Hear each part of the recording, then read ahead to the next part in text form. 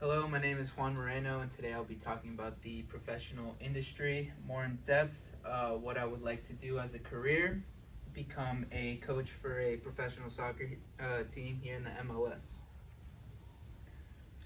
Some current issues regarding the MLS. There's basically five: the bad transfer system they have, their playoff system, their youth system, the ownerships of teams, and league size of the MLS. The transfer window for the MLS is different to that of Europe.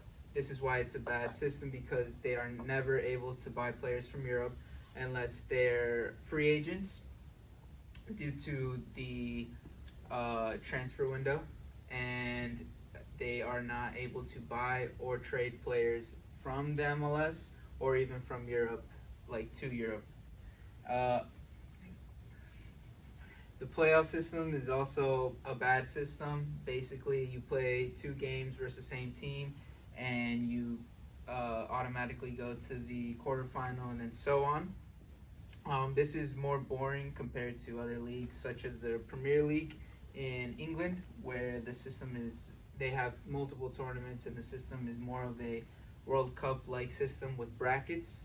The youth system. So in the MLS, there really is no youth system. This is a very big problem that needs to be fixed. Um, Countries like England and Spain, Portugal, all these European countries have youth systems implemented into their professional teams. So they help groom the players from a young age so that they are able to be even better when they're older. The ownership of teams in the MLS is also very bad. The MLS basically owns everything as one entity, where the owners of the teams have financial stake within the MLS, not their individual teams. The league size as well is very small. There's a total of, I believe, 18 teams in the league. Yes. And there is no promotion or demotion within the league. One way to fix this is putting more teams in the league, allowing for promotion and demotion with multiple different leagues. Okay, so governance. Like I said before, MLS is one entity that owns everything. In order to become a professional soccer coach, you do need certain certifications and qualifications. In the United States, you need to take a grassroots course. Then you get your D license, C license, B license, A license, and then your pro license. In order to get your pro license, you need to have all of the ones under it, as well as at least 4 years of experience and experience in high levels of soccer, such as colleges or high schools and other forms. The way that you get your job, basically, you apply to the teams that you want to apply for, and they'll tell you if you're qualified or not. They'll do a background check on you, and they'll check all the certifications that you have to see if you do qualify, because the MLS professional teams don't really post job offerings on the internet. You just have to apply yourself. Yeah. Career opportunities. So I found a few job listings near me.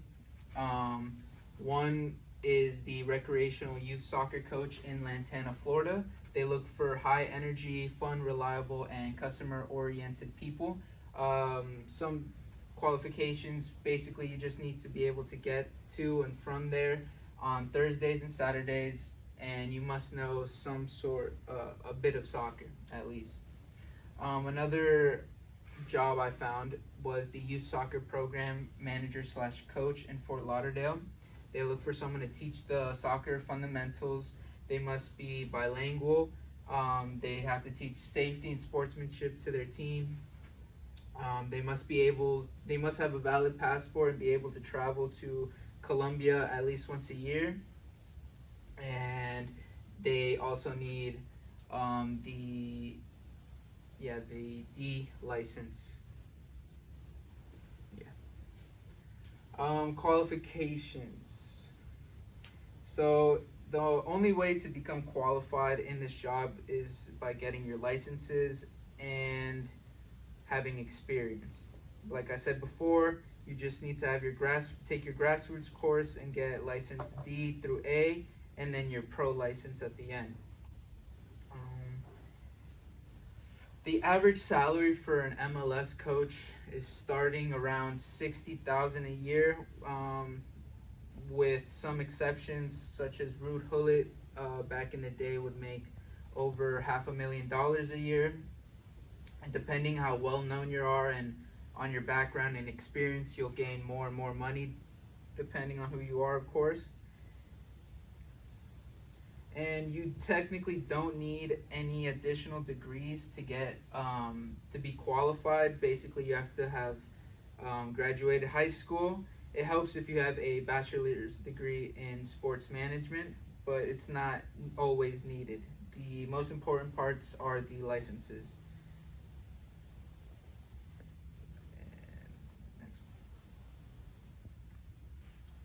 So I found I actually found one internship opportunity in Kansas City, Missouri. Basically, the experience of this includes office outings, sponsor and partner relationships, one-on-one lunch with the CEO of the company, learning seminars with each department, team projects, and hand-on learning. This internship you do not get paid for. And so, in order to be qualified for this internship, basically the only thing you need to do is be a college student with at least 1 year completed. You have to be proficient in Microsoft Office, including Word, Excel, PowerPoint.